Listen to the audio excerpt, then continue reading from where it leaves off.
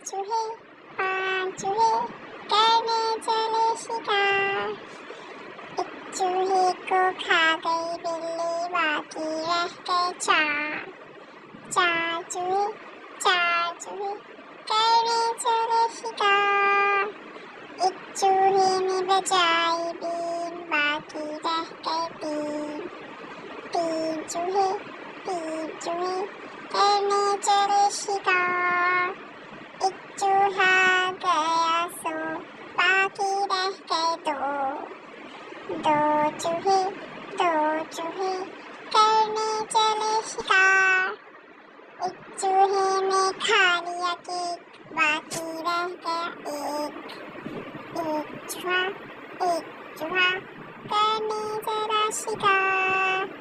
उसने किया शिकार, सबने डाला उसके गले में हार।